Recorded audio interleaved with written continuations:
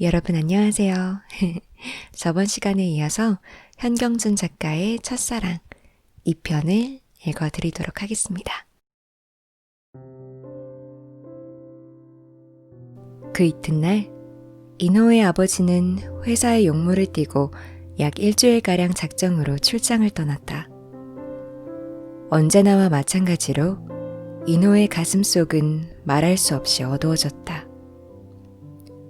일주일 동안 아버지가 출장 간 동안 그동안은 또다시 사막의 길을 걸어야 하며 어둠 속의 생활을 해야 한다. 조반을 먹고 학교로 가는 길에서 그는 간밤에 남순에게 한 말을 한층 더 후회했다. 그러고는 기회를 보아 자기의 철없이 꺼낸 말을 취소하여 그에게 안심을 시키려 했다. 집 앞 오솔길을 빠져서 큰 길을 건너 다시 지름길에 들어서는데 누군지 뒤에서 발자취 소리가 나는 것 같더니 인호! 하고 부르는 소리가 들려온다. 돌아다 보니 한 반에 다니는 승옥이란 자기보다 2살 이상 되는 여생도다. 인호는 무뚝한 표정으로 뱅글거리며 가까이 오는 그를 보고 섰노라니 어쩐지 얼굴이 달아오르는 것 같다. 늦잖았니? 몰라. 우리 집 시계는 아직 20분이나 있더라. 인호는 잠자코 다시금 발길을 옮겨 놓았다. 승옥이는 곁에 나란히 서서 걸으며 뭐해라고 수작을 걸려는 눈치면서도 얼른 꺼내지는 못한다. 아직 등교 시간이 이른 탓인지 골목에는 승옥이와 인호의 그림자밖에 없다.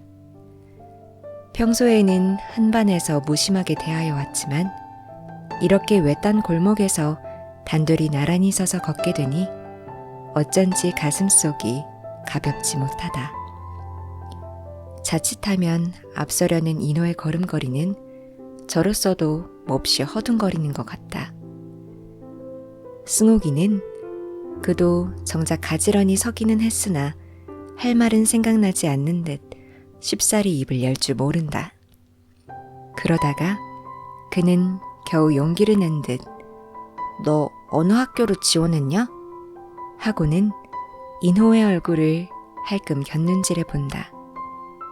그러나 인호는 못 들은 채 한동안 그대로 묵묵히 발길만 옮겨놓다가 땡땡 고등보통학교다. 넌? 하고 우뚝 걸음을 멈추며 대담하게 마주본다. 난 아직 결정을 못 지었다. 왜? 집에서 허락을 안 해준다. 어째서? 어째서가 있니? 계집애가 보통학교만 해도 대단하지. 상급 학교가 뭐냐 하며 돈 탈난다고 그러지. 승옥의 음성은 이내 울음조로 변해진다. 인호는 잠시 할 말을 생각지 못하다가 그럼 넌 그만둘 테냐? 왜 그만둬? 하고 승옥이는 마치 인호가 방해의 주인공이나 되는 듯이 앙칼치게 대든다. 안 보내는 걸 어떻게 가니? 안 보내면 도망질 해가지? 뭐 도망질? 그럼 그러잖구? 승옥이는 아주 흥분되어 숨까지 새근거리며 얼굴에 홍조를 띈다. 인호는 그 모양을 물끄러미 바라보며 자기의 보잘것없는 무기력한 마음을 되씹어 보았다. 안 보내면 도망질해서라도 간다. 그 강경한 의지는 대체 어떠한 곳에서 생겨지는 것일까? 막으면 뚫고 나간다. 이것은 남순이가 타일러주던 말이 아닌가? 그 말을 그는 지금 승옥의 의지에서야 비로소 처음 엿보았고 느꼈다. 승옥이는 마치 인호의 무기력한 의지를 비웃기나 하는 듯이 다시금 한 말을 곱씹는다. 도망질 하장구. 계집애는 사람이 아닌가? 사내가 사람이면 계집애도 사람이지. 난 어떻게 해서든지 시험 보러 갈 테야. 인호는 제 생각에 골똘히 잡혀 승옥의 말을 먼 귀로 들으며 발길을 옮겨 놓았다. 이날 그는 진종일 승옥의 말로 하여 무거운 침묵 속에서 지냈다. 밤이 되자 그는 입맛 없는 저녁을 두어 숟가락 뜯어 말고 이내 책보를 끼고 담임선생의 집으로 갔다. 거기에는 매일 밤 모여와서 입학시험을 준비하는 동무들이 벌써 다 와서 있었다. 인호는 그들 틈에 끼어 어느 때보다도 한층 더 열심히 공부했다. 그러나 아침 등교시에 들은 승옥의 말로 하여 자칫하면 머릿속에 걷잡을 수 없는 딴 생각이 떠오르는 것을 억누르기에 애가 말랐다. 그리고 이상스레도 이때까지 느껴 못 본 호감을 그에게 느끼게 되며 그 어떤 안타까운 생각까지 얄궂게 떠오름을 막을 수가 없었다. 6학년에는 남녀공학으로 여자들이 20도 더 된다. 나이가 많은 여자도 꽤 된다. 승옥이도 그 중에 하나로서 자기보다 2살쯤 위이니까 아마 17쯤은 될 것이다. 그러한 여자들을 자기는 이때까지 단 한 번도 정면으로 대하여 본 때가 없고 말 한마디 건네어 본 때도 없다. 그것은 여자들에게 한해서 뿐만 아니라 남자들에게 대해서도 그는 별반 다정하게 대하여 본 적도 없다. 그저 묵묵히 두드러진 데 없이 지내왔다. 그러므로 자기의 존재라는 것은 전혀 없다고 해도 과언이 아닐 것이다. 굳이 있다고 한다면 그것은 성적이 남보다 우량하고 그리고 지난 가을 5학년 때 자살소동을 일으킨 그것으로 하여 남달리 불행한 환경에서 자란다는 것이 알려진 그것뿐일 것이다. 이러한 자기에게 뜻밖에도 승옥이가 그러한 말을 불쑥 던져주었고 다정하게 대하여 주었다는 것은 아무리 생각해도 단순하게 해석하여 버릴 수가 없다. 그리고 그에 따라서 자기의 마음이 이상하게 동요를 일으키며 진정할 수 없게 되어진다는 것도 역시 단순하게 해석하여 버릴 수는 없다. 무엇인가 거기에는 까닭이 말로는 형언할 수 없는 그 어떤 까닭이 있을 것만 같다. 그러면 그 까닭이란 대체 어떠한 것일까? 생각할수록 가슴속만 울렁거려 날 뿐 그 실마리를 풀어낼 수는 없다. 마지막에는 마주 앉은 선생이나 곁에서 공부하는 동무들까지 자기의 속을 엿보고 웃는 것 같아 그는 그만 자리를 잃었다. 그러고는 그리로 가면 그 무슨 해석의 방법이나 있을 것처럼 남순의 하숙으로 바삐바삐 향했다. 그렇습니다. 확실히 남순 씨는 아직 막다른 골목에 마주하여 못 봤습니다. 과거의 환경 같은 것은 막다른 골목이라고 할 수 없지요. 그런 것쯤은 우리들에게 있어서는 일상의 다반사와도 같은 것이지요.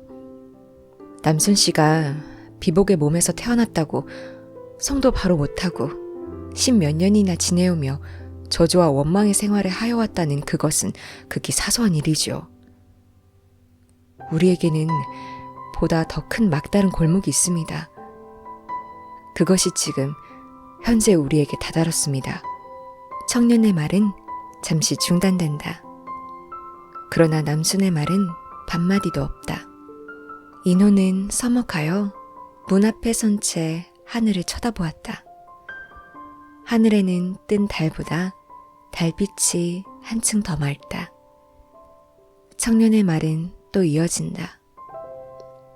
미래는 확실히 우리들의 시대입니다.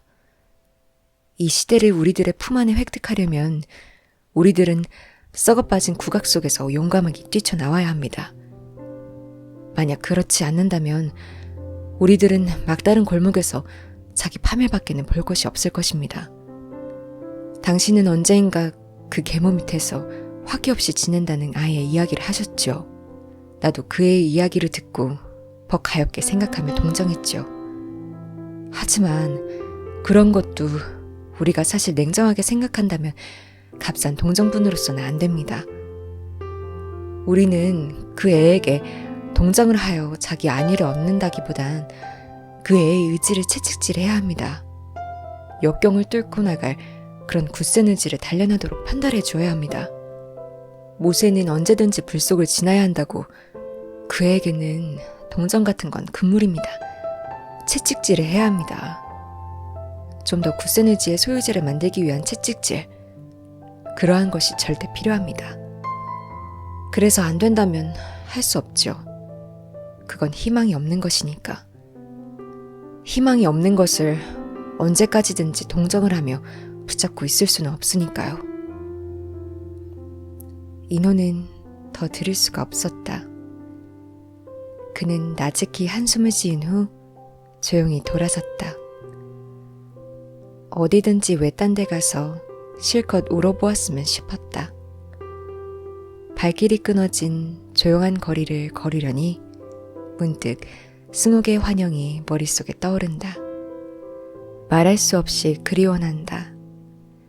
될 수만 있다면 그를 만나고 싶었다.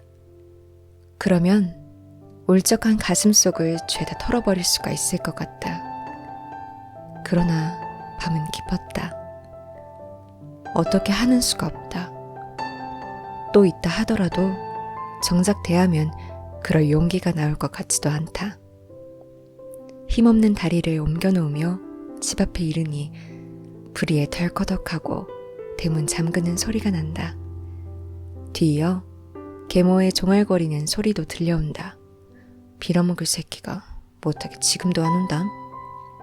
인호는 잠자코 다시 발길을 돌렸다. 마음 한편으로는 차라리 다행하게 된 듯 또한 느낌이 난다. 늦어진 밤의 거리를 혼자서 지향 없이 걸어보는 것도 이제는 한 버릇이 된 듯했다. 슬플 때 같은 때 혼자 걷는 맛은 정말 좋다.